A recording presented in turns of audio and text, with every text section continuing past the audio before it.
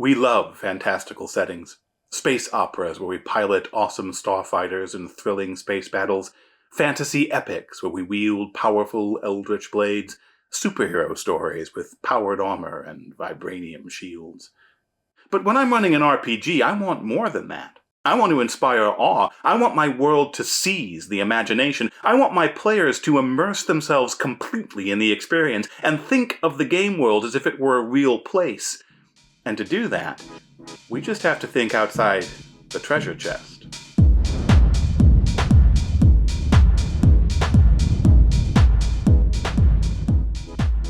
To bring the game world to life, I make a point of integrating the magical, supernatural, or otherworldly aspects of the setting, the stuff that makes the setting unique and different from the world as we know it, into the setting as a whole.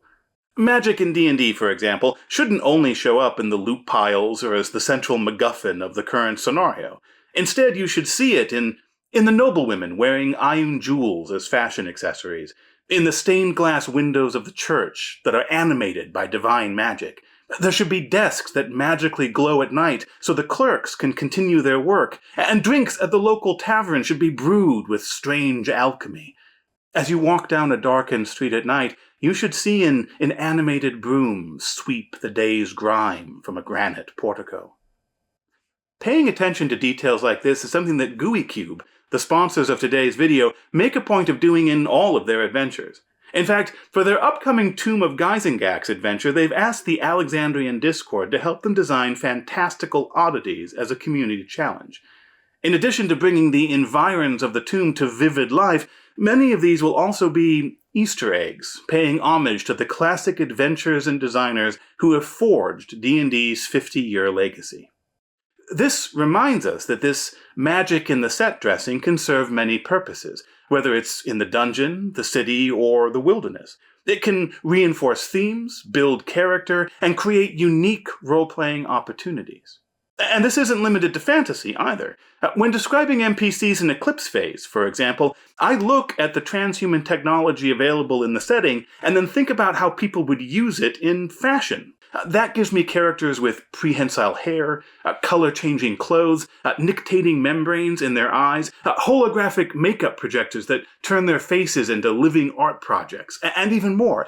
When I designed the Infinity RPG, I made sure that the core rulebook included a whole section of this type of stuff so that the GM could use it to riff off of.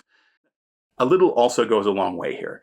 You only need one or two of these elements in a scene, and usually not in every scene, to evoke a wider world of wonders. Over time, these elements will also add up, forming layers of understanding in the player's perception of the game world. And this will be particularly true if you make a point of reincorporating elements across multiple scenes and scenarios, when you have those ion jewels show up in multiple situations. As you're thinking about how to add this fantastical set dressing to your own game, there are a few overlapping categories you might find useful. We've already talked about fashion, whether that's clothing, cosmetics, jewelry, or accessories. You can also think about building materials. Take objects or structures that are familiar, but build them out of the exotic and the evocative. Now, plastics would be exotic to a Roman senator, just as morphic fabrics or illusory spell jewels would be to us. There's also furniture. How could the unique elements of your setting make furniture more comfortable or practical? Are there additional functions that could be added to the furniture? Is there some new type of completely new furniture whose functionality would only exist in this world?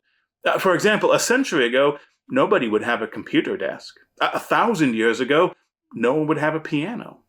Along similar lines, think about common conveniences and appliances. We take refrigerators for granted, but what would someone 1,000 years from now take for granted as a household fixture in their lunar citadel, or an arch magi in their dimensional pocket? On a smaller scale, there are trinkets. Whether filling pockets, or store shelves, or a side table, these little everyday objects fill our lives. You can take this to the next level by thinking about the habits such trinkets might create. For example, the simple act of offering someone a light depends on the existence of both the lighter and the cigarette. Finally, think about garbage, trash, and detritus. When we think about the cool things that a speculative conceit would make possible, we often default to thinking of those things as shiny or new. But the thing that will make the future feel fundamentally real to someone from 1895 is not the automobile. It's the rusted Chevy on cinder blocks in the front yard. It's the patch of leaked coolant slicking the parking lot asphalt. It's the busted hubcap lying askew in the gutter. Numenera is basically a whole game based around this conceit, with the titular Numenera being mostly the broken or discarded technological remnants of past uber civilizations which have risen and fallen across the scope of 1 billion years. Numenera also takes it to the ultimate extreme by postulating that the very dirt of the Ninth World is in fact made up of particles of plastic and metal and biotechnical growth that have been eroded by incomprehensible eons. Similar principles can also apply without the speculative fiction. What makes a 70s police precinct different from the world that the players are familiar with? The amazing TV show Life on Mars is a fantastic look at this exact premise. In fact, what about life as a police officer today? Or the environment of a squad of Ukrainian soldiers fighting on the front lines? Or just daily life in Paris? This assumes, of course, that the players are not currently Ukrainian soldiers or living in the 9th arrondissement. But the point is that you can use these same techniques to bring any world to life, even if it's one we could visit today. The past is a foreign country, and foreign countries are also foreign countries. As I mentioned earlier, this video would not have been possible without the support of GUI Cube. Their new adventure, The Tomb of GYZAENGAXX, is coming to Kickstarter on February 27th. Developed in collaboration with Luke GYZAENGAXX, son of the late Gary GYZAENGAXX, this boxed set is an enthralling, lampoony, and grimdark mega-adventure and campaign setting. You'll find a link in the font of all knowledge down below that will take you to more information about the tomb, the Dark Temple, and all the many treasures lurking within the environs of GYZAENGAXX. Good gaming. I'm Justin Alexander, and I'll see you at the table.